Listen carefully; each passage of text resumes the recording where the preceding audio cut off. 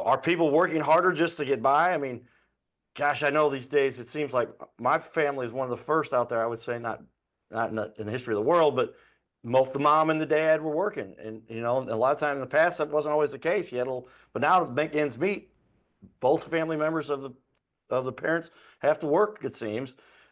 How do people build up wealth? How do they learn about doing things like this? And what is some of your advice or strategy you say to help people?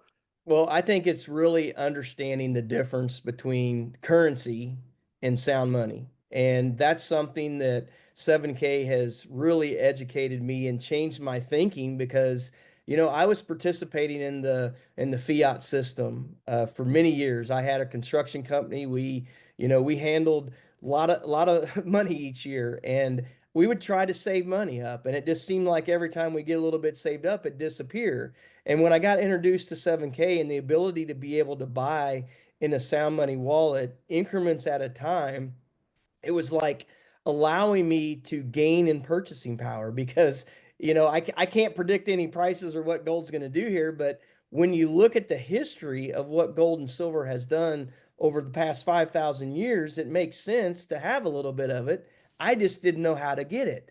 I didn't want to go to the local pawn shop or the jewelry store because I didn't know if it was real or not. And when Jason, I went up to their office in Idaho, and he showed me how they test the stuff and they show the purity of it. And if they find something that's not pure, they send it back to whoever, or they don't buy it. So we know as a consumer we're not gonna get scammed. And to be able to teach my kids about setting up a emergency fund in something that's sound was just, I felt confident about that. I felt safe, I think is the word I want to use. I